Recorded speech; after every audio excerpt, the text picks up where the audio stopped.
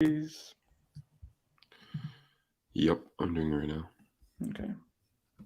Dane, we are live, so just so you know, we haven't started the podcast portion yet, but don't say anything crazy, please, as people are starting to trickle in. Always love a good trickle. Morning, Ryan. Man. Look at all these people showing up right away. Keith, good morning. Notification gang. Yeah, good morning, folks. Oh. Good Jimmy morning, Van, folks. play ball. Yes. Hey, Chris, I meant to tell you before we started recording, I couldn't get this on Facebook because I'm logged out of Facebook and it disconnected. Can you try messing with that? If not now, after the recording? Yeah, let me look right now. It should be like a matter of like hitting a button or two. But Riley says trickle this. Yeah, come on, trickle all over in here. Let's go. Hey, yo. Oh, wow. Ryan loves that beard on Chris. Yeah, that's a vacation beard. Yeah, it's getting cleaned up on Wednesday. Looks pretty good. Yeah, it looked like you're with the Black Keys. You're like the third member. There's way too much mustache trying to come over the mouth, though. I'm not a fan of that.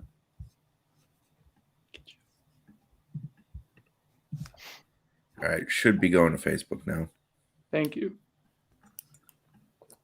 Oh, God. Mute. It's Monday for all of us. All right, guys. Thank you for everyone to joining so far. We're going to start the podcast portion of this. Start recording here. Yeah, we're going to do a little bit of recruiting stuff, a lot of bit of recruiting, some buyers known. So that's going to be the episode today. Here we go. 3, 2, 1. Welcome to On the Bench. I am your host for this episode, Brendan Sonnone, joined by a full bench. I got Chris Snee back from vacation. Chris, welcome back. You look wonderful. Hola, thank you. I feel tanned. You do. You have that nice beard going on too, which is, daddy issues and all. Like, I like it. Zach Blostein, welcome. How are you feeling? Are you over your little sniffles? I think I'm actually getting close to over it. You sound awful. And then we got Dane Draper, who was going to fill in for Zach because he almost overslept past this. We just said, Dane, welcome. You're just going to be here with us today. We want your expertise as we talk about recruits and evaluations. So, Dane, thank you for being flexible and welcome. Of course. Thank you, Brendan. Appreciate it. Yeah. Awesome. I'm happy to see all my boys here. This is typically like mid-July is the dog days of summer, but really I feel like this is the last week of dog days of summer. There's not really a whole lot of slow portions anymore covering college football. And we had a bunch of commits this week for Florida State to get into this mid-July portion of the calendar. And then like next week, Chris and I are going to Charlotte for the ACC kickoff. And then the week after that, fall camp is going to be right around the corner. So it's here, fellas. We're almost at football season. It's kind of crazy to think about, right? It is. Right. Everyone's just nodding. I just wanted everyone to be kind of pensive and think. I said no yes or no questions. I guess the right was also my fault too for throwing it to you guys, expecting an answer on the audio and video media. You're less than 50 days out from being in Orlando. I think, yesterday would have been 50 days? Yeah. Or 49. So we're here. Yeah, it's 49 for James Rosenberry. Shout out James Rosenberry, our new best friend. All right. Before we get going on this episode, which is going to be a lot of talk about the recent surge of commitments for Florida State, kind of looking at what the board looks like now, remaining for FSU as it kind of is just going big game hunting, and then we'll play some buyers known. Before that, a shout out to our two great sponsors. First off, Chattanooga Whiskey. Love Chattanooga Whiskey. My co-hosts here all have become giant fans of it as well, and not just because they're our sponsor, but because it is a legitimately high-end caliber of bourbon, of whiskey, of rye, all the good brown liquor you could want. Chattanooga Whiskey is doing it, and they're doing it at an extremely high level. You can find it all throughout the state of Florida at local shops, big shops, Georgia, Tennessee, Alabama, pretty much anywhere in the Southeast. They're in like 13 to 15 states right now. They're winning awards. Please give them a try. Their 111 is one of my personal favorites for value bang for the buck, cast strength bourbon, but their rye is also phenomenal too if you're trying to get into the rye game. They do a ton of stuff well. And then also, Buyer Sonnone, which we'll play later, is sponsored by the Turner Group. The Turner Group. Let's go. We'll do a little shout out to them further on in this podcast. But let's get going, fellas. FSU's class at the start of July ranked 26th nationally. There was a lot of hand wringing, as Chris Nee likes to say. A lot of doomsday and worst case scenario thinkers out there. And now sitting here on July 17th, FSU ranks 11th nationally with some really big commits still, or excuse me, potential commits still on the board, some big targets still existing that are going to be making commitments fairly soon. FSU has a chance to finish with a top 10 prep class and then be well within there too, depending on what happens. Before we get into what's coming up, let's talk about what's happened the past few days. We'll work backwards. First off, Makai Danzy, local athlete, mostly going to be a running back for Florida State, committed to the Seminoles on Saturday. Zach, I'm going to throw this to you as we talk a little bit about his recruitment, and then we'll get the highlights up here and discuss what he means for this class. Yeah, I mean, he was just, if you date back his recruitment to the spring, and even before that, Florida State was the consistent school that got him on campus, more times than anyone, which is bound to happen because he lives in Tallahassee. But it is a positive thing because Florida State in probably the last 5 to 10 years just hasn't done a good job at all at keeping elite talent in the Tallahassee area home. Makai Danzy is that. He has elite speed, like very elite speed. He could be a guy that competes in Olympic level track stuff in the future because he is that good, especially in the 400 meter dash. He just broke 46 seconds, so he's at 45 and whatever now after a summer track meet, and he's going to compete in the Junior Olympics next week. So yeah, I mean, legit long speed, a guy that we like on film. We've talked about him at length on the YouTube channel before, but he kind of complements what FSU does well within their offensive scheme, especially considering they have a more traditional running back committed already in their 2024 class in Cam Davis. And I think that duo is going to work well in Tallahassee. They've already kind of formed a bond. They've been, reaching out to each other on Twitter and stuff and talking about how they're going to, I think Makai said, you can't catch me and you can't tackle him. So I think that'll be a good duo at FSU in the future. Yeah, speed is the name of the game with the young man. He's a guy that you're going to get him kind of vertical as quick as possible because you get him into that track mode of going north-south instead of, showing wiggle. But he does have wiggle. He is a capable back in that sense. Also a capable receiver. I'm interested to see if he's used on special teams. I think when you have that kind of speed, that's an area, obviously, where you probably want to try to get the guy associated because of the ability to just go vertically quickly. Complements that room very well. Cam Davis, obviously, already committed in running back room. FSU's always viewed Danzy more as an offensive athlete than a true running back, kind of in the same mold as Lawrence Toafili. And I actually spoke to Cam Davis last night. He was excited to have Danzy joining him. Said he didn't know for sure until the announcement, but suspected it was coming. Davis spent that Saturday of Danzy's official visit on campus with some of the other commitments and recruits. So he was around that weekend when Danzy decided to kind of pull the trigger because we believe that did originally happen on the Sunday exiting his official. He told me he told me in the interview that Dane and I did that that he did commit in Mike Norvell's office and they played the war chant and stuff. So that kind of falls in line with what we were hearing outside the Moore Center that day with all the war chant blaring over and over again for those 3 commits. But yeah, another thing I'll note is he's not just a guy that excels at track. Like he's a highly productive football player. He ran for 1,800 yards last year on the ground and averaged almost 10 yards a carry. So this is a guy that is a local kid, which is a plus because FSU just, like I said, hasn't done a great job at keeping local kids home. And he's a guy that's really going to help them offensively. And we know Mike Norvell is going to utilize all of his talents correctly because that's just what he does. Dane, what stands out to you? We have the highlights on right now. The pros, the strengths of his game, obviously speed, but what else along with that? I mean, I think we talk about him as a running back and kind of the flexibility that he can have or the versatility that he can have as a receiver out of the backfield or in the slot or whatever it is. And that's really because of, one, that speed, but 2, like the length that he has, which is abnormal for a running back. You can really see that he has a high ceiling as a receiver. I think also, like, to me at least, in running backs, I feel like being explosive, like having burst is probably more important than long speed. and he is kind of like the opposite in a way. Like he has elite long speed, but he's kind of takes him a minute to get there. And that kind of reflects in his track times too. Like his 200 meter and 400 meter are more impressive than his 100 meter, that sort of thing. But his 100 meter is like, 'cause Zach and I had this conversation the other day, Dane. Like his 100 meter is 10.6. Like it's still really high end. Like it's just not as elite as the 200. But 10.6 for a high school football player is probably the 95th percentile. And he doesn't really, I mean, if you look at his track results, he doesn't really run the 100. And that's because his 200 times and 400 times are just that elite. So he's qualifying for these big meets with those times instead of his 100. But like you said, 10.6 is like an extremely respectable time for a high school football player. Yeah. One other thing I'll add beyond the scouting portion, FSU's recruiting of him was very well done. They invested a ton of time with him, got him on campus a ton, got him on campus alongside his mother, who I think was kind of in lockstep with him throughout his recruitment.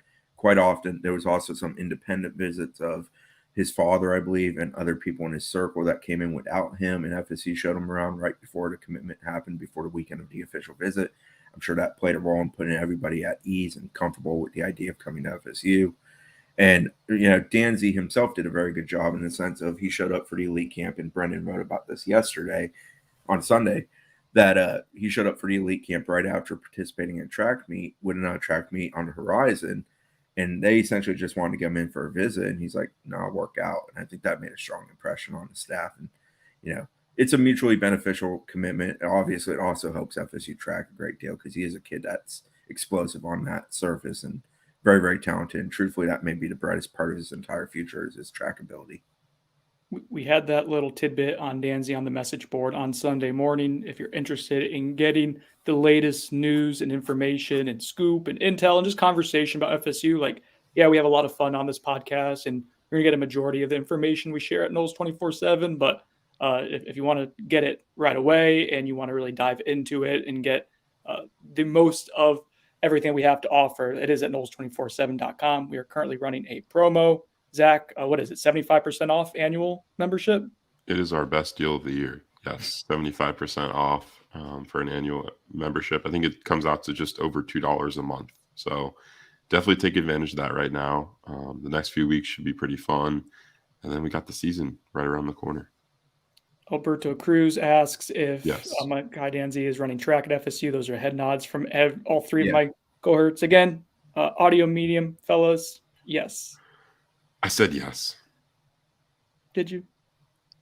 Byron Sonnone in the comment section, did Zach say yes? He will run track at Florida State. Makai Danzy is ranked 152nd nationally by 24/7 Sports. In the composite, he is 191st nationally. We have him as an athlete. I know Andrew Ivins has said he could possibly be an intriguing safety prospect with the length that he has at 6'1" and the speed. But our full belief is, at least initially, Florida State looks at him as an offensive weapon. And I think a Lawrence Toafili mold. Am I boring you, Zach, with the yawn? Yes. Did you hear that? Yes. Yes, very clearly. They've compared him to Lawrence Toafili multiple times. And I actually asked him in the interview prior to his commitment, just what he likes about what Lawrence Toafili does, and he mentioned the versatility, catching the ball out of the backfield, that kind of stuff, and he's actually learned a lot from watching Toafili's tape. Let's see. We're gonna move on to the next commitment. If we're all good, Dan, did you have anything else to add? Sorry, I kind of deep. I was going to say he fits that more to Toafili because of the way he's built, though, and like that long speed he has. But I think Toafili probably has more natural catching ability than Danzy. I feel like that's something he's going to have to develop, just based on. We saw some of that at the elite camp, right? Right. Yeah. Anyway, yeah. Okay. All right. Well, yeah, I think there's a comp to Toafili. I think he has more long speed than LT, but some more natural football skills for Toafili coming in, certainly. But that is the comp, and that is the value with someone like a Cam Davis already in the class. It's a really nice, like, thunder lightning type of duo. Throwback to when that used to be a thing in the NFL, like in the 90s and 2000s, when you had two very different types of running backs. Let's go a day forward now, going backwards in time. Tarantino in it. Let's talk Ty Hilton. He committed on Friday to Florida State. He's a 3-star offensive tackle from Oviedo in Central Florida. He has an 85 grade by 24/7 Sports, an 86.5 composite grade.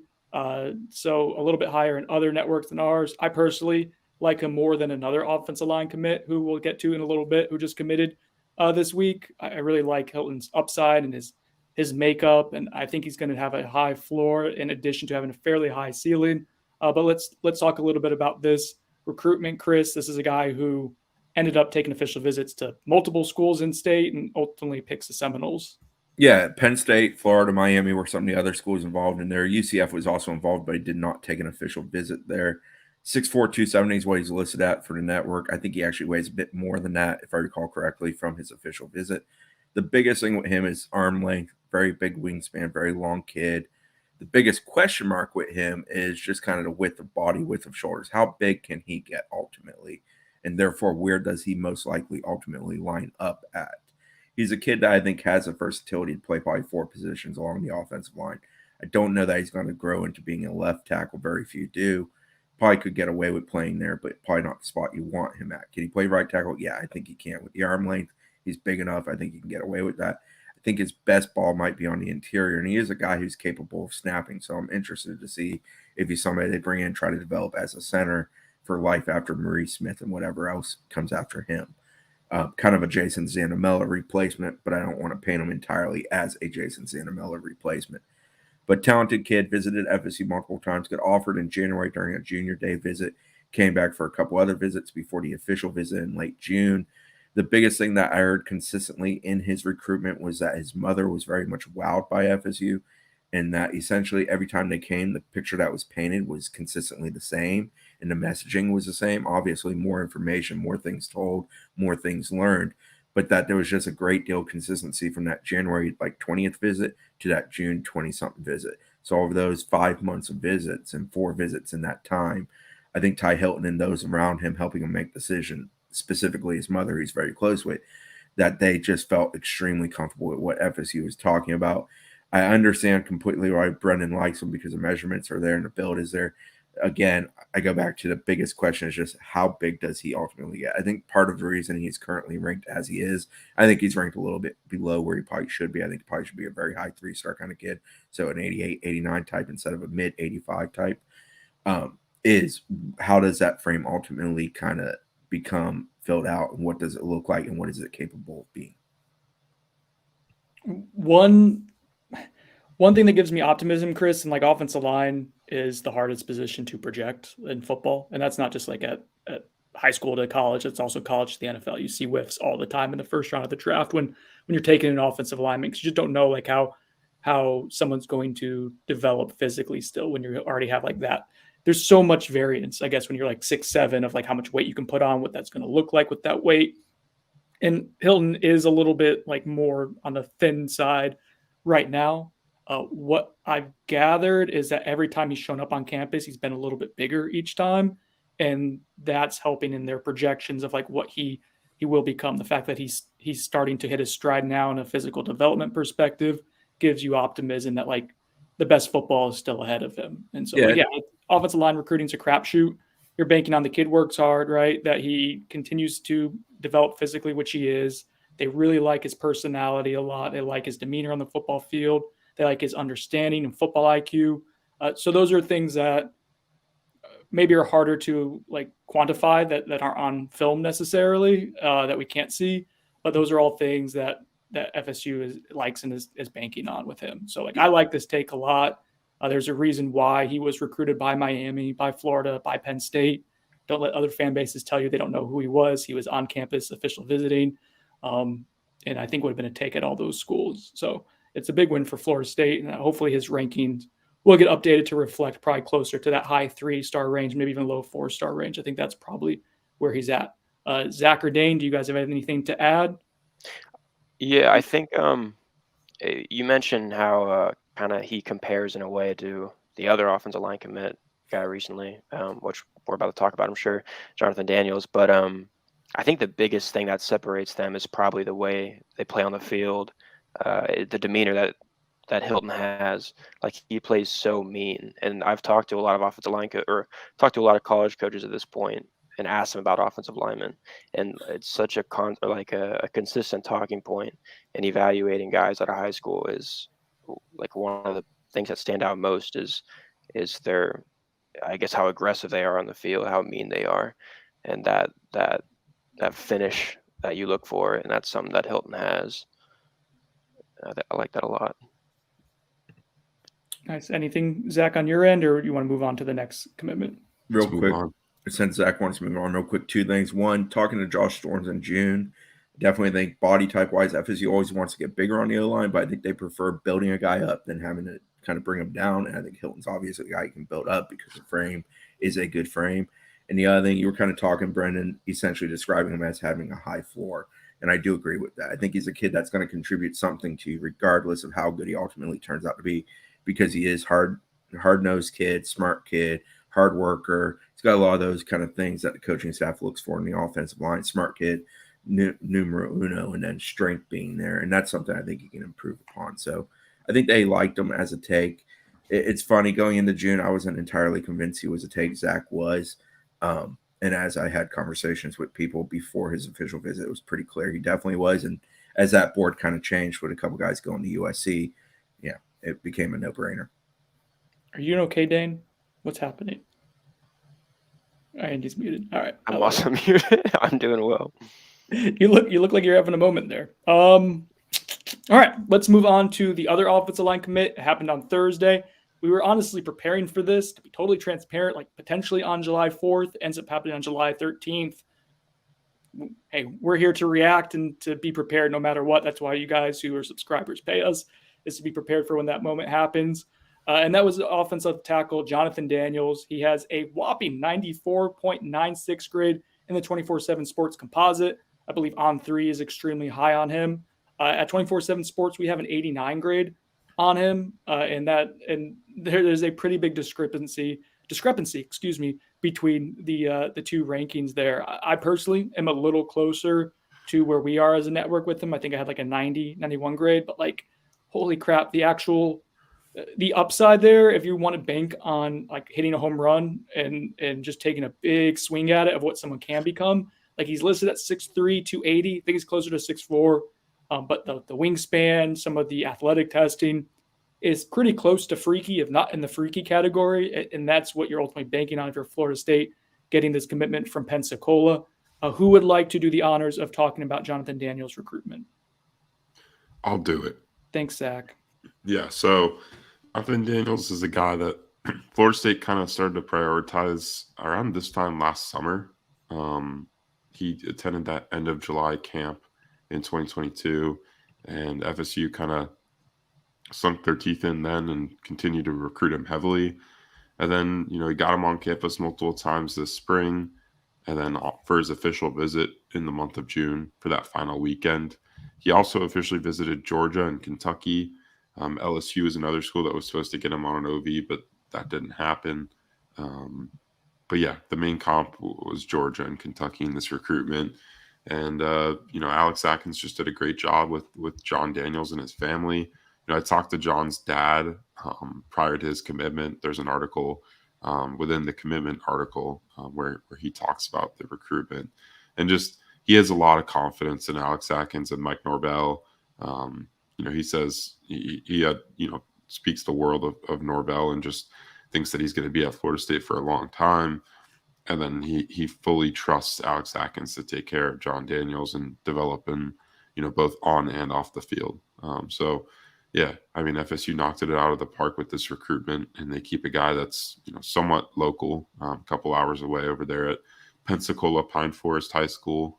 Chris and I were there, in the month of May, and, spent some time around John and his high school coaches, and that was a pretty good time. And we got to see him play in the spring game. Want to hear you guys' thoughts, because I know I'm honestly wondering, is this the biggest rankings discrepancy you've seen in a prospect? Because I mean, there's another outlet that did rank him as a 5-star prospect, which is why I think you see such a discrepancy in the top 247 versus the 24/7 Sports composite. But is this the biggest discrepancy you two have seen, Brendan and Chris? I don't. It may be. I feel like there were some in the early days of this business that were drastic like that, but I feel like the business have kind of gotten better at being pretty consistent at thinking similar, at least, in the sense of like composite reflecting where everybody is neighborhood wise. And this one's a pretty big one. I think the thing with him is that you can fall in love with his athletic traits, so arm length, the feet are pretty light. He moves really well. He can get downfield. He can block to all parts of the field, which is really, really nice. He's a guy that can definitely play left tackle because of that arm length capability is there. So that adds value to him as a prospect.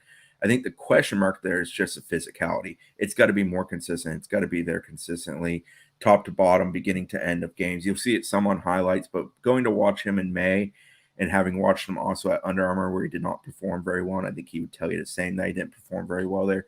It's just a matter of like, you're in a sport where you're in the trenches and it's a blood sport and you got to be physical. And when you're that long armed and you got feet where you can move, if you can latch on to somebody, you should be able to finish them more consistently than he does. There's too many instances where I feel like he's reaching or leaning and just off balance. And those are traits that's going to have to be worked out of him. And that's not unusual for an offensive lineman.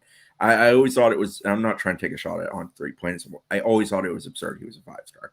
Having watched him in person, kind of knowing a bit about his traits, I just don't think he's a surefire guy. And that's what a 5-star has to be. And he's no longer a 5-star, to clarify. He's I think they dropped him to around 50-ish. I still think that's high. I think he's more of a 100 to 200 window kind of guy personally. I think he is capable of being extremely good, but there's a lot of work that has to be done. It's not. Paris Johnson's a cat that you watch who has incredible athletic traits, but he's also bigger, and he was just also better. And like with Jonathan Daniels, I love the athletic traits. I understand why there's a reason to fall in love with that and what he's capable of being. But he has to become a better football player too. And that's not a knock on the kid. That's normal for offensive linemen, especially coming out of high school ranks. Some are really good at one thing, not the other, pass blocking versus run blocking, so on and so forth. John Daniels is just a dude who I understand why some value him so much. I think we undervalue him as a network personally. I think the reality is much more in the middle of those two numbers. I think I had a 90 to 91 grade on him. And I'd be higher than that personally. I think the ceiling for him is insanely high. Yeah. I'm uncomfortable that he can get to that ceiling.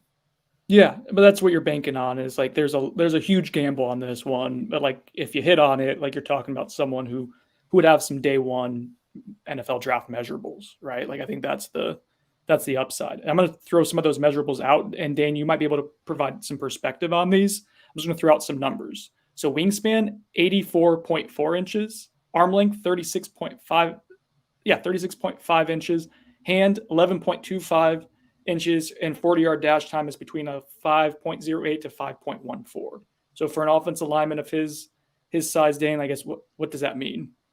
I mean, I don't have like the exact statistics brought up, but 36.5-inch arms would definitely be like if you're watching the NFL Combine and all the offensive linemen get measured and everything, and there's one guy that you've never heard of with 36.5-inch arms, they're going to talk about that guy a lot because that's the highest measurement they've seen into the Combine in years, that sort of thing. And he also has huge hands. I don't know if you mentioned that. Mm-hmm. It's like 11 and 3/4 inch hands or something like that. That's like just as absurd.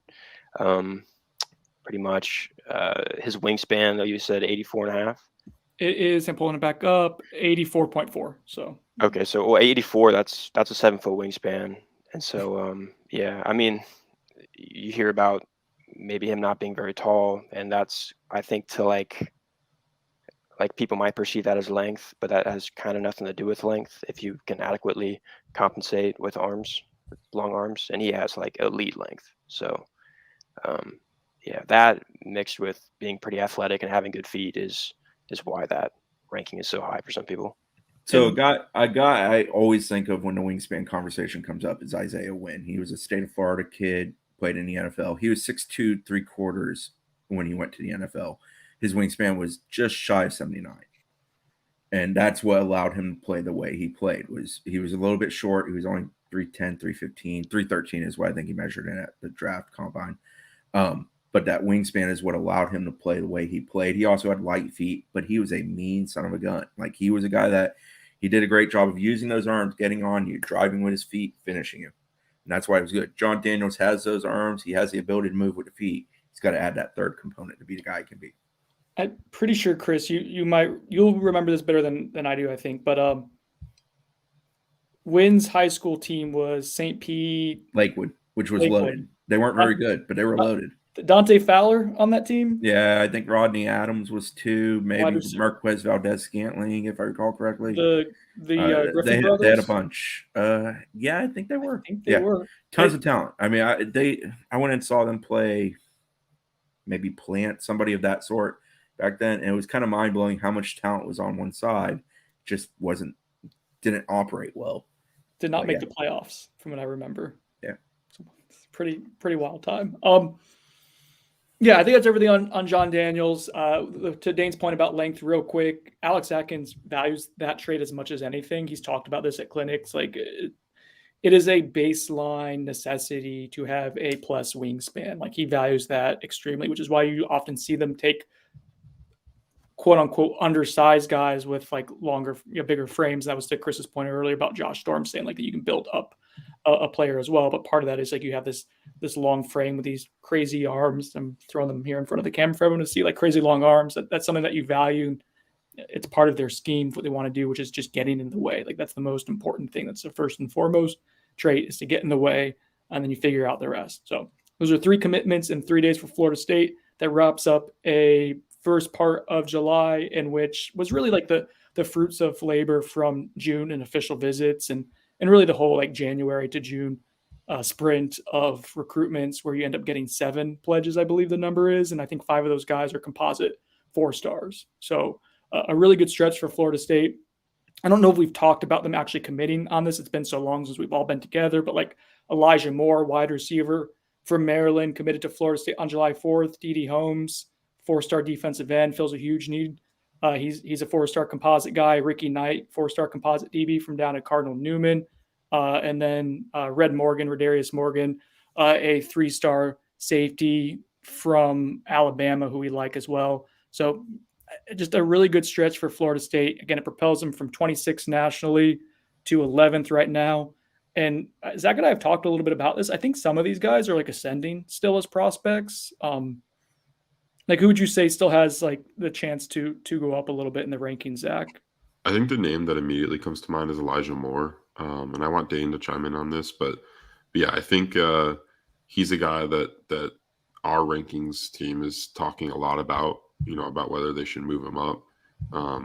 If you look at his high school stats, not insanely productive. I think he had like 300 receiving yards last year with 5 touchdowns, but he's a guy that's absolutely dominated on the camp circuit, especially at a recent 7-on-7 tournament out in California, the OT7 overtimes 7-on-7 thing, which is pretty much the biggest event of the summer when it comes to 7-on tournaments. And yeah, he was probably the most productive receiver there, a guy that really stood out. And when you turn on the film, I mean, there's a lot to love. Dane, what do you like about his game? I like a lot about his game. I think he does a lot of things really, really well, and he has a really high ceiling as a guy with a big frame that moves really well for that frame, for having that frame. I mean, that's probably my favorite clip of him right here. I guess audio listeners, that's not great, but paint the picture, Dane. I'll rewind it. Okay, so he's 6'4.5" tall. He's about 200 pounds, and he's facing a guy press man. He has good feet off the line, good release, kind of makes the guy look a little silly, and then a really nice, like, subtle stutter step, kind of 10 yards into his route there. I think that kind of subtlety kind of lends itself to kind of how fluid he is as an athlete, which looks really good, but also kind of how good he could be as a route runner too. And he shows that off here as well. It's a really good route. But he's just a guy with crazy body control. He plays really physical. He's a crazy wingspan again, a guy who put him in a combine setting, he's going to look really good based on those measurements. I don't really know what he doesn't do well outside of not run really fast deep down the field, I guess. But I don't think that matters a ton because he can create separation pretty well due to being a strong route runner, having quick feet, really quick feet for his size. And also the fact that he doesn't even need to be a great separation guy in the first place, probably because he's so good as kind of a jump ball guy. based on that body control, his physicality, size of his arm, length of his arms, size of his hands, all kinds of stuff. Did we get a little I like penguin him a dance lot. on the touchdown there? Yeah, the Pretty sure we penguin got a little dance there was penguin pretty dance. good. That's what Chris and I were laughing at, Dane, not Yeah. you. Jalen Waddle thing. To add to, the Waddle. To add to Elijah, I think the question from 24/7 from a ranking perspective is just top end speed, his overall speed. When talking to those folks as they're having those discussions, speed is the thing that comes up as a question mark. His hand size shocked me when I met him. I mean, the picture of him holding the Crystal Ball trophy stood out to me, and then paying attention to it during the departure interview on Sunday. He's got big old mitts. He's a phone booth kid that can win in a phone booth. A lot like Johnny Wilson, a little bit measurements, a little bit different, but I think similar type of skill set in the sense of how FSU will intend to use him and what they can do with him. He's a kid that can get off the ground and win it in the air. He does create separation in small windows. He understands how to run routes that are effective for what he can do and what he's capable of being. I think he's got a really good mentality in the sense of understanding what he possesses skill-wise and how to use it to the best of his advantage. He also, from what I understand, has very good work ethic in the sense of working on his craft. So I feel pretty comfortable about him. He's a kid that definitely is underranked by us. I don't know if we're the lowest service on him, but we do have some catch-up to play there. I think John Daniels is going to trend up too, not drastically. I don't know when the Cold War of his ranking will end, but I do think he's a kid that ends up ultimately being a 4-star for us as a network. So they have some like upwardly mobile guys who they've gotten commitments from recently. And, some of that's going to even out too. Like there could be guys who they've had commitments from for a while who didn't do a lot of camp stuff. They could drop a little bit. So I don't anticipate like a huge like discrepancy, but I think there are 2 or 3 prospects who've committed who could get like a rankings bump of multiple points from us as a network, which would then change the composite. Should Red Morgan be bumped? I don't think he technically needs to be bumped by 24/7. Yeah. I'm comfortable with his rank, but I do Where's love he him at as a player. 24/7? It's one Like of those. 88, 89? Let me pull He's an him up real 88. quick. He's an 88. Yeah, which I think is fitting. That's about right, but it's a very high upside or high floor. 88. Like I think. Right. But I more was bringing that up for the ranking discussion of like they got to have the blue chip ratio, and it's important. I'm not trying to dismiss it. I think people think I hate the blue chip ratio. I don't. I love blue chips. They help you win championships. But like Red Morgan's a hell of a good football player. So I'm really comfortable with a guy who's ranked like that. If he's that good and talented, and definitely fits what they want to do at that position. So Chris mentions blue chip ratio, and that would be a good place for us to move off the recent commitments, kind of talk about the class holistically. I did the calculations, did my little nerdy calculations yesterday. I probably messed them up, but I think FSU was like at a 72% blue chip ratio, which would be 6th nationally amongst like teams in the top 20 right now for recruiting. I think up to top 25. Oklahoma's the only one outside of that probably has a chance to send up in the blue chip rankings where it stands right now. But yeah, not all 4 stars are created equally. But if you have more 4 stars and 5 stars than you don't, you have a legitimate chance to win a lot of football games and play at the highest level. And FSU was at that breaking point, I think right at 50-50 ratio last class for prep recruits. They're going to assuredly, barring like some kind of like catastrophic like meltdown this season that causes everyone to jump ship, they'll be well above it this year, and they might be like in the top 5 nationally if things break right for them in terms of the blue chip ratio. So like it is, I know there's parts of this recruiting class that we can have anxiety over and can pick at a little bit, like that's reasonable, but overall, like it is trending and continuing to steal Norvellism climb. Like it is moving in a direction that's ultimately positive for Florida State. Let's talk about, speaking of positive, what could be coming up here in the next 2 to 3 weeks. 5-star cornerback Charles Lester is 10 days out from committing right now. He has a commitment party set on July 27th down in the Sarasota area. Huh? 28. Whatever. 11 days then. Fine. Do you like the old man? Huh? What? So fine. 11 days out. I'm really early for the party. I'm sorry. I'm a day early. I just spent an extra day in Sarasota. Darn. Well, I'm just going to go to Siesta Key and chill and drink some beers. Anyways, Charles Lester is 11 days out from committing. I think all of our crystal balls right now are in for Florida State. There's a lot of talk in this chat right now over on the Knowles 24/7 message board as well about Colorado scaring them. I think that is some PTSD from Travis Hunter, well-earned PTSD. Like I get it. Deion Sanders is from Southwest Florida, Charles Lester, Southwestish Florida. He took an official visit to Colorado.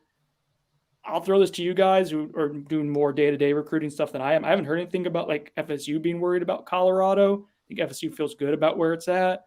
But, FSU also felt pretty good with where it was at going into the final week of the Travis Hunter recruitment too. So where are we at with this level of anxiety for Charles Lester?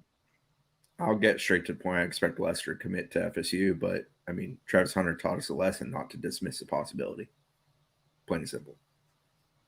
The impossible is possible, but I don't expect that to happen. All right.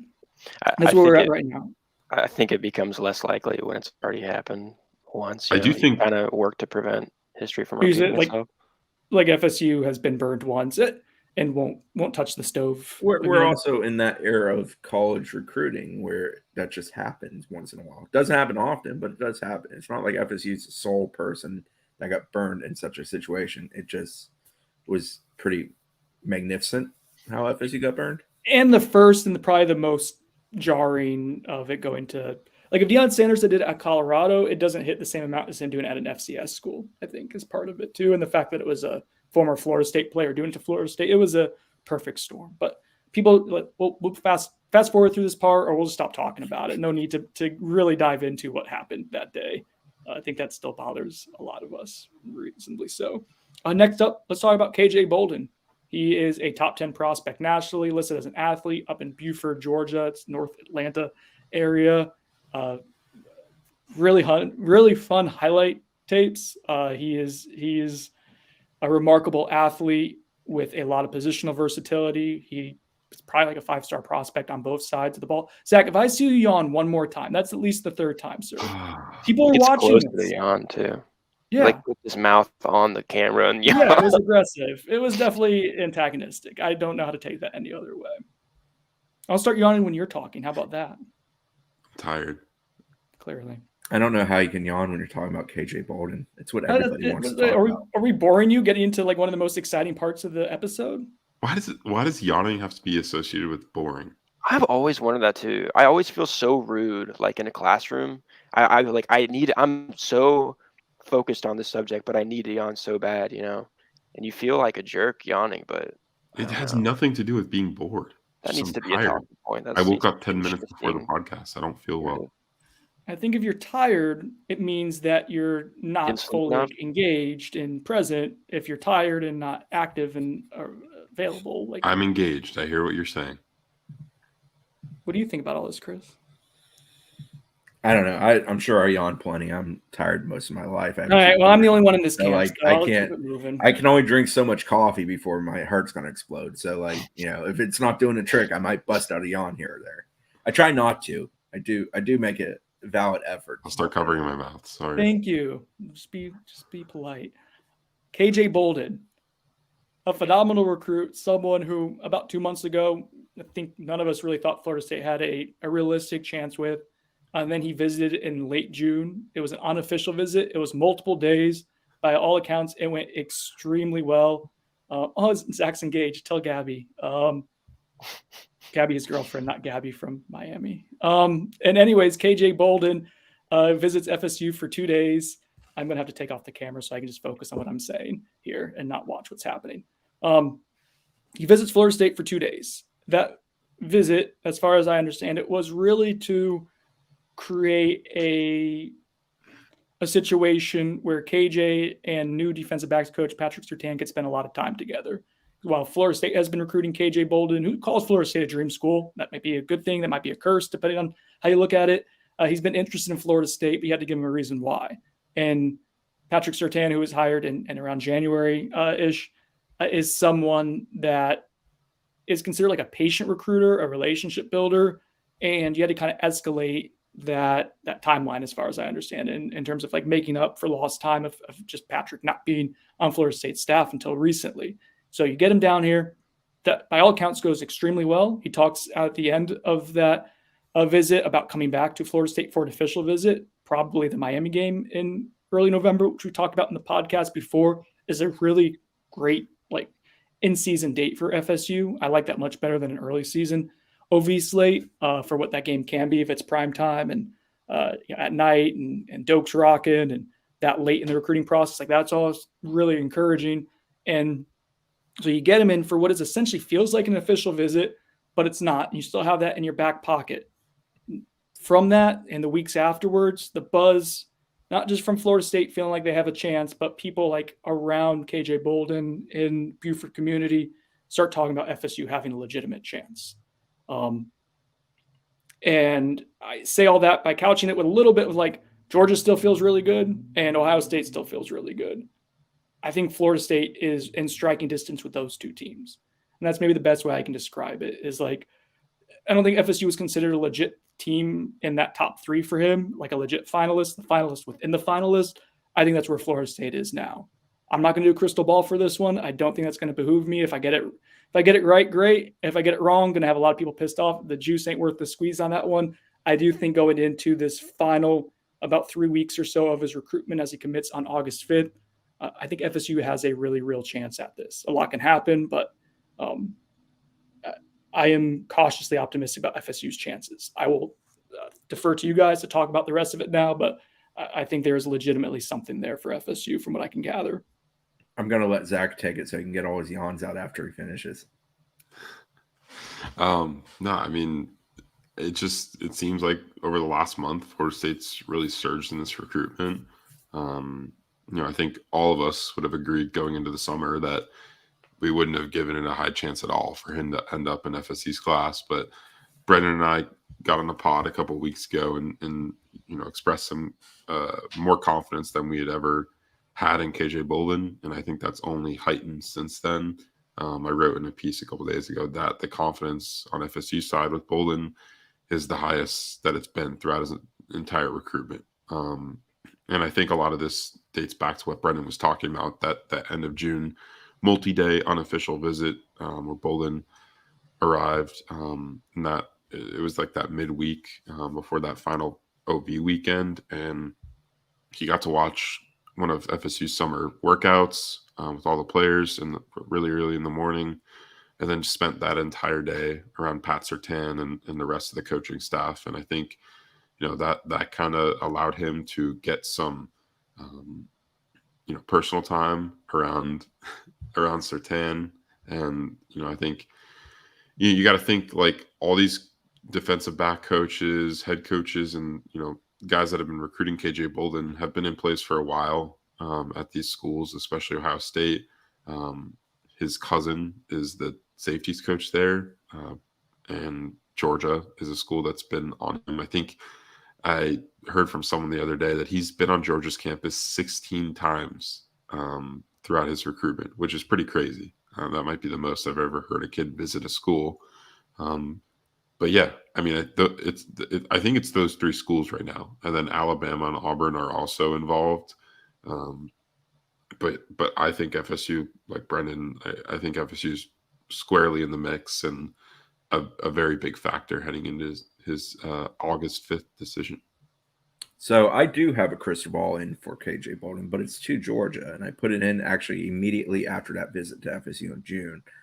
It's not a matter of I think it's a slam dunk for Georgia. I've not ever really thought that. I think Ohio State gave Georgia a great deal of competition throughout a majority of this recruitment. I feel like FSU has entered that picture. I'm just hesitant to believe that he's going anywhere but Georgia. He's a kid that's kind of been earmarked by Georgia, a guy that they want, an in-state kid down the road.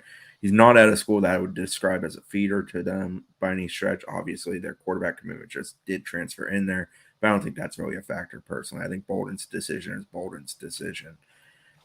I'm just do I think FSU has momentum? Heck yeah. Do I think FSU has reason to feel a little optimistic that they're thoroughly in this race? Yes, I do. I just can't believe he's not going to go somewhere other than Georgia still, because Ohio State has so many reasons for him to go there. And I felt like Georgia had staved them off. I feel like they're going to do the same to FSU at the end, but we shall see. I'm not trying to be dismissive of FSU. Certainly not trying to undermine what Brendan and Zach have reported. I don't want them putting me on some kind of receipts list either. I'm hesitant to believe it until we're on the verge of it happening, just because there's still 3 weeks basically between now and then. I can't wait to put Chris on the receipts montage. He's acting like that's something that we would do. No, you certainly would.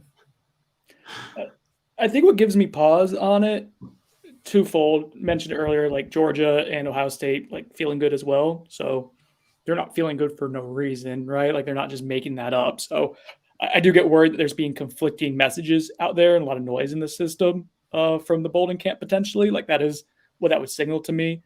And then further, like what Zach and I talked on the podcast a few weeks ago, um, I I thought FSU, the most realistic scenario in landing KJ Bolden would be you put together a really good season, you have him come in for that official visit in late November or early November, excuse me, and you flip him late. Like I thought that would be the chance that you have to kind of sneak in at the very bitter end there. Oh my God, Zach. And then that would be how you get him. For this to be fast forwarded to a potential August commitment for Florida State and to really have a legitimate shot there, it doesn't track with what I thought. So that is a point of hesitation for me. With that being said, again, I think FSU does have a legitimate shot. That's not me saying that he's going to commit to Florida State. That's not saying it's a home run. I just think that I don't think Florida State should be dismissed at this point. There are other schools in his finalists that I think I would kind of dismiss. I think I dismiss Auburn. I think I would just dismiss Alabama. I don't think I would dismiss Florida State in that discussion point. That's where I'm at with it. Real quick, before we get to Buyer Sonnone and start wrapping up the podcast here, we have to talk a little bit about JoJo Trader committing to Miami. That was surprising, the timing of it. Not that he picks Miami, but that he picked Miami before taking a singular official visit to anywhere. Feels very much so, fellas, like just based on trends, like this recruitment's still ongoing. Like this isn't a done deal type of scenario. Yeah, I mean, I agree. I think it's a South Florida recruitment, so there's bound to be changes and sudden moves and things, coming out of nowhere. And I think that kind of happened here, caught a lot of people off guard. My crystal ball's on Florida State. I took the L on that with him committing to Miami, but I think FSU is going to continue to recruit him. They're recruiting his teammate, obviously Jeremiah Smith as well, who I think we'll talk about on this pod. I reported earlier in the week last week that he had scheduled an official visit or unofficial visit, multi-day, to FSU for the end of the month, the end of July, and that would make his second multi-day unofficial visit within the last 2 months. He was around or on campus at the same time as KJ Bolden in June. And FSU is going to continue to recruit JoJo Trader and the other schools that were in the mix, Ohio State and Florida, and I think Georgia, they're all going to continue to communicate with him. He's a really talented prospect. And I wouldn't be surprised if FSU got him on campus again in the future, especially, maybe for that Miami game. We've seen a lot of prospects that are considering both schools attend that game, and I think FSU is going to try to make a big recruiting weekend out of that weekend. So I would not be surprised to see him there. But yeah, we'll see how that recruitment unfolds. I think Miami definitely was, the biggest competition for Florida State throughout, and that proved true. We've been saying that forever, and they end up earning a commitment from him very early on. Yeah, the Chaminade trio, which is Jeremiah Smith, JoJo Trader, and Zaquan Patterson. It wouldn't shock me if Patterson went and made a decision here in the near future either. But I don't feel like with any of those three recruitments that things are entirely shut down. I mean, Jeremiah Smith's been a very firm Ohio State pledge, but yet he's still taken numerous visits. FSU, Georgia, some others. Miami, I believe, has gotten him on campus, right? So, I just don't feel like that group is one where we're dismissive of anything happening down the stretch just because there's a lot of time, and they do seem open for business to a degree. They're not like some kids who just commit and shut it down entirely. So, okay, we are at about 50 minutes and change of this podcast. I know typically about 45 minutes to 50 minutes is when people start checking out, but we also have almost 400 people watching right now too. So let's keep the good times going with some Buyers Sonnone. Going to kind of help us transition, not just talking about recruiting stuff, but the season coming up, which again, 2 weeks away from camp beginning. Yeah, fun times. It's coming up really quickly. As we get into Buyers Sonnone here, I need to give a shout out to the sponsor of Buyers Sonnone, the Turner Group. The Turner Group. Colin and Amy Turner do an amazing job with buying and selling homes in Central Florida and throughout the state of Florida. They can help you out. I actually had Colin helped me out with a recent listing here in Tallahassee, help get some information on it, help make a better decision to say not right now for us, but like he is responsive, he is quick to help, he is well connected and can help me all the way up in Tallahassee, which is about 4.5 hours away from where he sets up shop in the Winter Park area of Central Florida. He is also doing a lot of work to help people, mostly parents, buy homes in college towns to have their children who are about to move into, say, Tallahassee or a Gainesville, go ahead and buy there, and you can lease it out later and make money off of this venture rather than just like throwing it away in what is an extremely high rent market, as Zach can probably attest to. So the Turner Group can help you out with a lot of needs in the state of Florida. If you're interested in even just knowing what the market is like in a certain area of the state, Colin would be more than happy to talk to you at 407-403-8546. You can email him at getstarted@theturnergroup.com. Please mention On the Bench. Helps us out, lets them know that you guys are listening and paying attention when I do these ramblings here as I'm continuing to talk and need to get into the Buyer Sonnone page now. Sorry, Colin. Let's get going. Buyer Sonnone, sponsored by the Turner Group. Would you rather have J-Trav on next year's team or the 2012 version? No, then the 2012 version of EJ Manuel that is from NRG Knowles. So Buyer Sonnone, J-Trav on next year's team, then 2012 EJ Manuel. I think that basically means J-Trav over EJ, right? I'm buying. I want J-Trav because I feel like FSU has built the team around J-Trav. Buy. I think, yeah, J-Trav. Maybe not as much NFL talent as what EJ Manuel would offer, but college fit. I like J-Trav's makeup and the way he fits within this program very well. I mean, he'd be like multi-year experience in Mike Norvell's system and all that jazz. So, yeah, I agree. Bye. Yeah, based on the system and him being a veteran in it on top of being a better and more consistent college player than EJ is, or EJ was. Yeah, definitely J-Trav. Say bye, Dane. Bye. It's not an NFL draft here. It's who's going to lead the college team. Joda03, Buyer Sonnone, Mike Norvell and his staff ultimately become known as excellent recruiters with a few staff changes. They have built a team that's going to be top 10. I know. They keep getting better. I get it. It's not always sexy. It's not always blue chip. It's not always, high school linebackers are getting great ones. I get it. They're not doing that. And that's why people have some reservation. But like at the end of the day, it's about building football teams that can win football games. And that's what FSU has worked towards this year. And I find it tough to criticize the staff on a magnitude of that large that they're not good at. I think they're very good at recruiting, but I think they're also excellent at every other facet that comes with it, which includes coaching and development, especially. And I think that's why FSU is going to be a pretty good football team this year. So, I also know that one. I'll sell that. Could they have better recruiters, more elite recruiters, guys that in the offseason allow you to be more of Twitter heroes? Yes, they probably could. But, I don't know. I'm very tired by that topic, I guess is the best way I can say. I think people have, real quick, Zach, sorry, but real quick, I think people have this, I blame, video games. I'm going to sound like an old person again, but NCAA football, you take recruiting points and put it in, and that's recruiting. No, there's evaluation. There's projecting how it's going to fit within your program. There is projecting just how someone's going to develop over time. Does this staff have a bevy of great elite closers in the recruiting department? No, I don't think so. But they have a lot of really good evaluators who are often on the same page with each other, that are also on the same page with the strength staff, and get guys in who help elevate the roster. And that's been year over year. The roster has gotten better. Granted, it started from a low place. It just keeps getting better. I don't put a ceiling or a cap on it because we haven't seen it yet.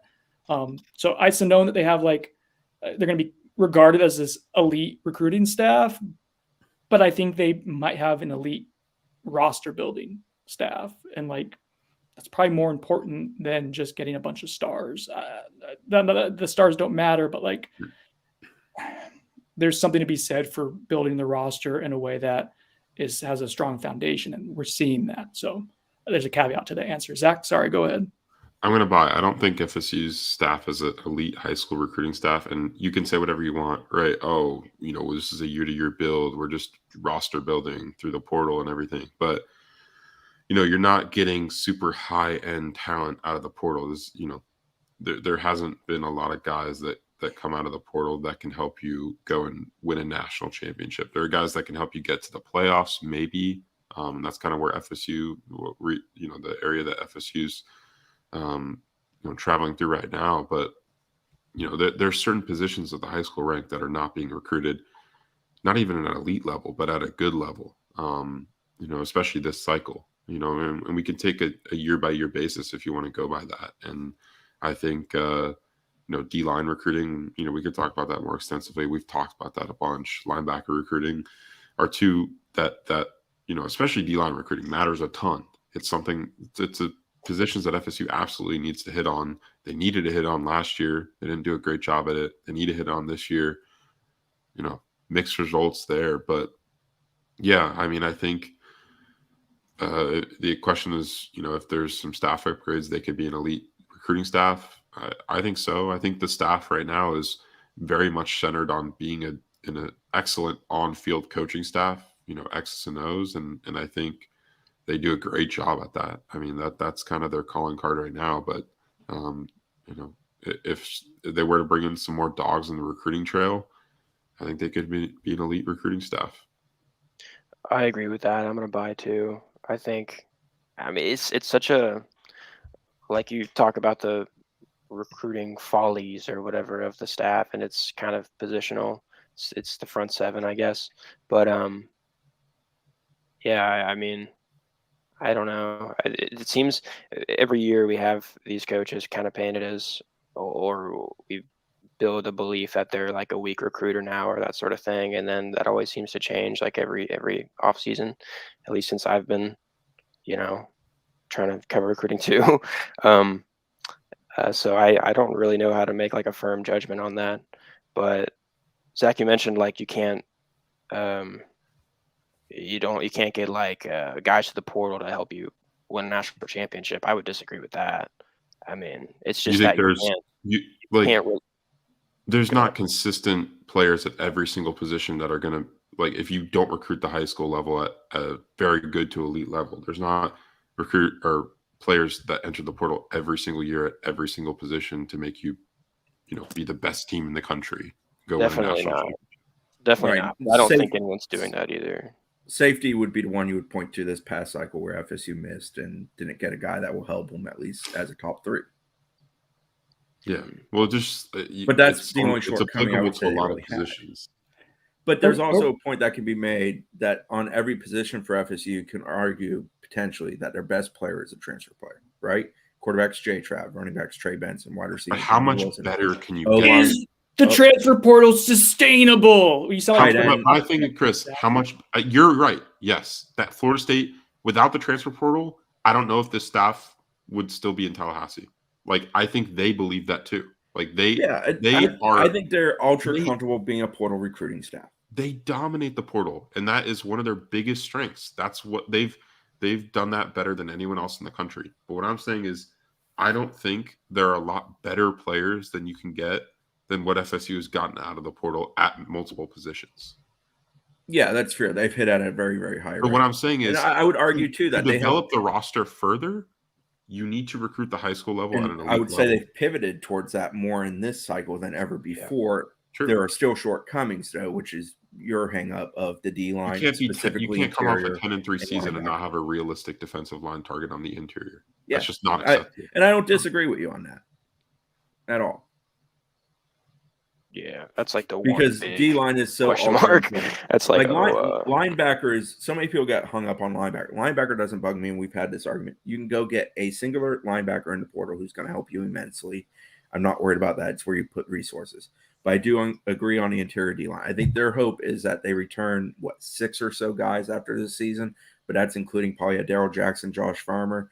Those are probably 50-50 propositions going into the year. Playing with a little bit of fire there. If you do lose both, you're down to 4 with being like Io and Daniel Lyons, and I'm probably forgetting maybe Malcolm Ray's back. I believe he has another year of eligibility. So there's not a proven next dude. Yeah. KJ would be a second-year guy the following year in 24. So no, I get that. I agree with you there. I think I view recruiting so differently today than I did 3 years ago, and I think FSU does too. I'm happy we had this conversation. Stan 21, Byers Sonnone. The clip that showed a lineup of the O-line of Harris, Roddick, Smith, Meach, and Byers Bye. will be the starting O-line come week 1. All right, who said bye adamantly? Chris did.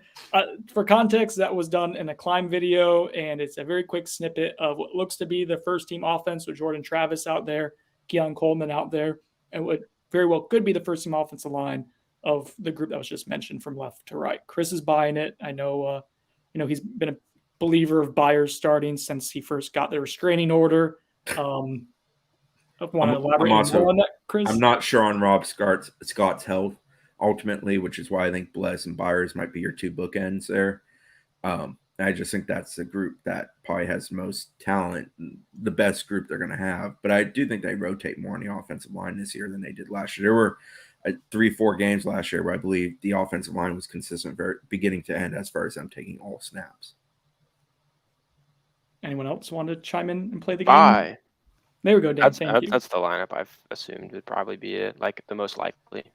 Yeah. I think the only variable probably is if Rob Scott is fully healthy, he could factor in at one of the tackle spots. But yeah, I agree. I think I'd buy that's the starter in the LSU game. I think the most likely guy to be replaced there is Meach. Just Demetri Emanuel, in my opinion. Or Case. Wait, was Roddick one of the guards? Roddick was at left guard. Yeah, Harris I think he'd be the tackle. most likely to get replaced. I think it would be Meach would be the most likely, but he was again a second or third team All ACC guy last year. And Yeah, he's more comfortable with what they do. I hate that we bring that up so much. I think accolades like that are so garbage. Okay. Well, he also had a good PFF grade as well. So he played a ton of games. He's played for I'm gonna tell Meach the O-line coach at 2 different schools. There's a whole lot of reasons. Like, let's count Maurice Smith out again so he can win the boxing match again. Let's do that. I learned my lesson there. Sorry, Caden Lyles. Well, that was also a default type of deal. Yeah, I think I'll buy. I think that's the most likely probably scenario where we're looking right now. Byers, I think, has the most upside of anyone, and has the most upside of anyone else on the offensive line right now. I also think he has a further way to go. So we'll see, but it seems like they're trying to prepare him to be ready for LSU. I think he's very likely to be the start at the end of the year. I don't know if he starts day 1.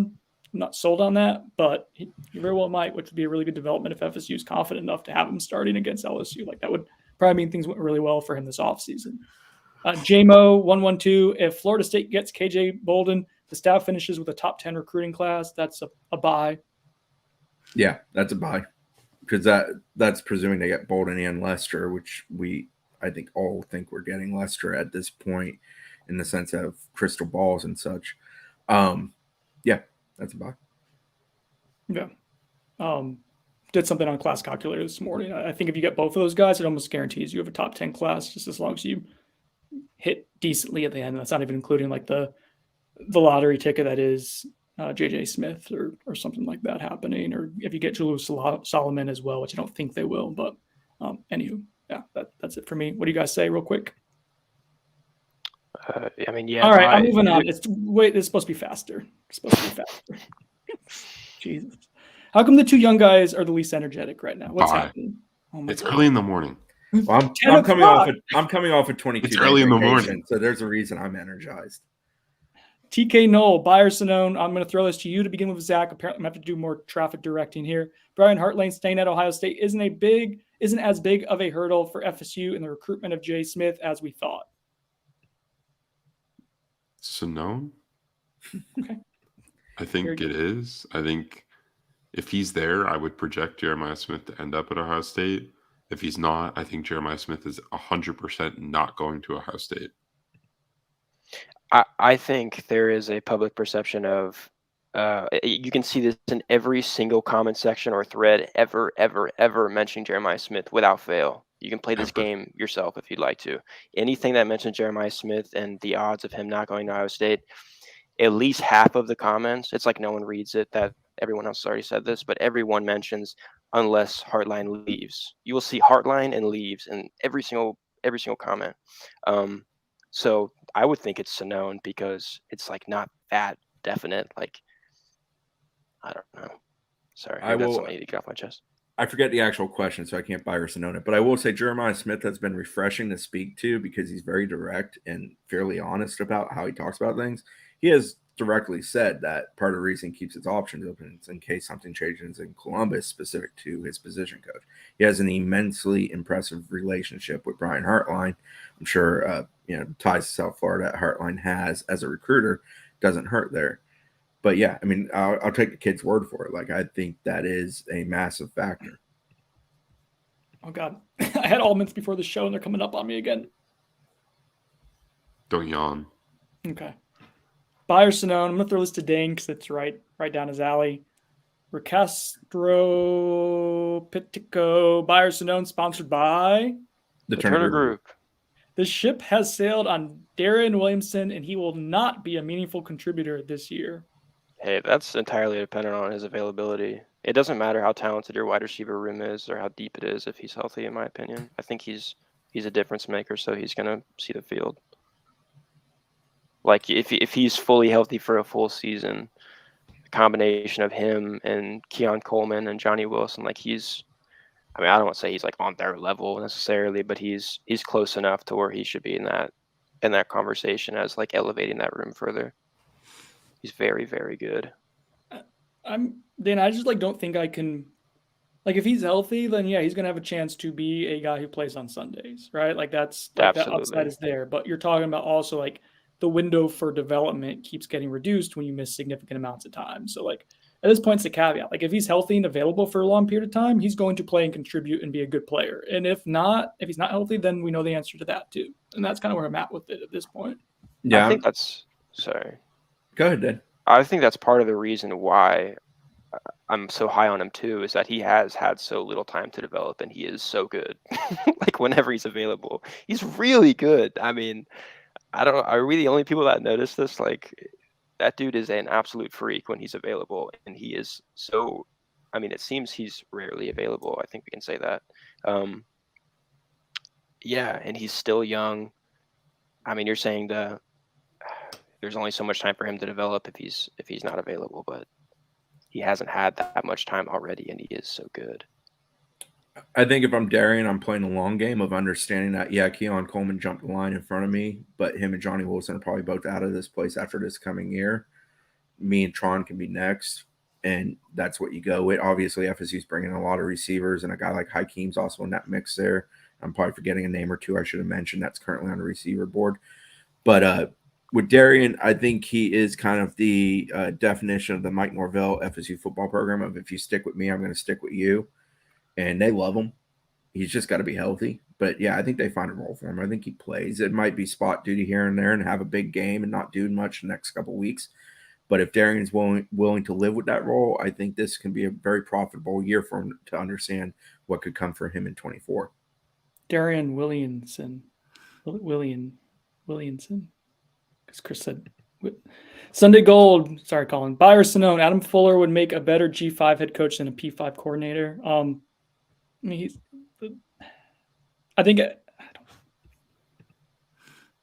Who makes a better head coach than a coordinator? Isn't that just like an objectively easier job?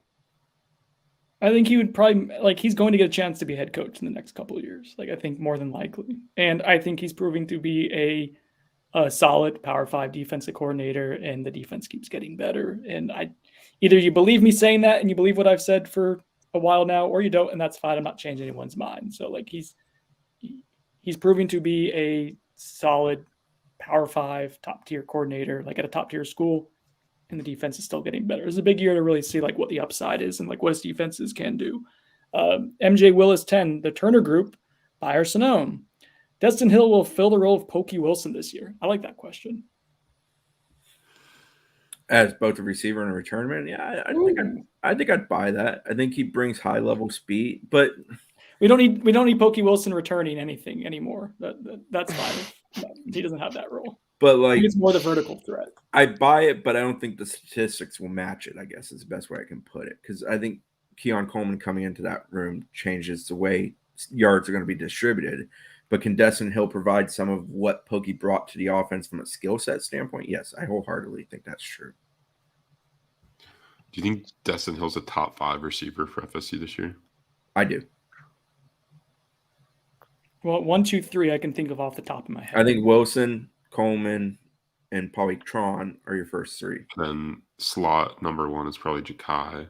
Or Winston Wright and I Jaheim think Bell I'm it's counting as like a Jakai. receiving target. If you're putting Jaheim Bell in there, then it probably changes my answer Okay. because I view him as a tight end. But as far as But yes, talent, I think Dustin Hill can be the fifth best. Yes. and Dustin Hill's definitely in the top 5 as far as talent, right? In terms of like playing style, what is that? The two role is Yeah. what they call it, Dane? Yeah, that's what Pokey was, like an off-ball receiver, and you can move him around the line and get him like going on motions and like can do some gadgety stuff. And he has a better frame than Pokey. Like Pokey's was ultra thin, and I think Dustin's a little bit more filled out. He's just a what much they better will miss with prospect. Pokey is that like he made big time catches in big moments. There was He always showed up in those big games. but that came over time. Like he had a reputation going into last year for drops. Like that was a thing that you can go back and look at like previous top 40 or 40 most important countdowns. People would always say he needs to clean up the drops. So I don't want to dismiss it like, oh, Pokey Wilson's easy to replace. And he did something really well and brought value to last year's team. But I think we all agree like Dustin Hill has a ton more upside than Pokey Wilson. And I reported earlier in June, I think we both did, Brendan, that like he's been dominating like the summer workouts. Like there's no question about his conditioning level or anything like that. Like that's all checked out from what I've heard. Yeah, it's really just about him arriving early, whether he's a big contributor this year. He absolutely has that. He's got a lot to learn about the offense and everything prior to the season, but I think fall camp we'll see if he's ready for it. Starting to wrap up here, I think, because we're hitting about an hour and 15 minutes, 1 or 2 more maybe. Should I get Zach going? Should I get him like really like fired up before we get out of here? Let's go. Yes. We're going to buy on getting Zach fired up. Let's see. I agree with Chris. This is from Danelle. Fire Sonnone. This is Odell's last year on the field with a pot stirring GIF emoji thing, emoticon as well. I'd buy that. I kind of did I report it or say it? I don't know. But you said it in a one of those Ask Me Anything threads, which you're not allowed to do anymore. You can't be trusted with those. That's a me only kind of joint. Why did mine have more views than yours? We got a view off here. Yeah. Anyway, whip it out. Show me.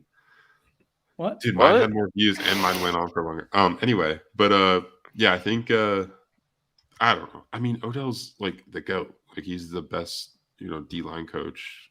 I mean, he's just done it all. And I think it's a myriad of things, right? Like, he's been doing it for so long. I think, recruiting nowadays, it requires you to literally like be in constant contact with recruits, their families, all that. It's taxing. And Odell is still, he has probably the best position group at his specific position in the country, in the interior of the D-line. Like it's that deep and talented. And he has a large, part in that. So like, I'm not trying to discount anything that Odell's done or is currently doing, but I think, especially if they have a really good year this year, I think he could go out on a really high note. But I don't know that for sure. But that's just my opinion. I'd buy. He's entering his 30th season on the staff. Wow. I think feel like we've been like people have been saying this is his last year for like 5 years true. now too. That's so 100% true. I think eventually someone's going to be right. But yeah. Well, I think his daughter like graduates either high school or college within the next year or two. So that high school. She committed to a college for volleyball. Recently. So I think with this being her last year or whatever, that could also play a factor in it, is what I was told. I've not asked Odell. I chat with Odell here and there outside on the bench, and when we have opportunities to talk to him, I don't know where his head is with regards to it. He loves coaching. He loves developing players. I don't think he loves recruiting as much anymore. He's always kind of been a straight shooter, honest guy when it comes to recruiting, and recruiting's just changed. So I don't know. I don't think that facet of the job is super appealing to him anymore, but I do think he still enjoys being out there on the field and building football players and winning football games and doing it as alma mater. Zach, who was the guy who got Chris all riled up in the chats a couple months ago? I took a vacation. I'm changed. I'm happier now. I forget. But Because there's a guy named William McMillan in the chats right now who is just firing off hot takes. We'll keep it going. You are a machine right now. Pop one up. We're Can't at get an angry. hour 20. Read them. Yeah, we can't really. We need more. Okay, so he's just like a bot. All right, I think that's our call to end this thing. I hope you're right. RITE, Rite Aid Soda. Iowa Knoll 1, Byers Sonnone. You will organize a 24/7 sports get-together for the LSU game. I will not organize shit. Sonnone.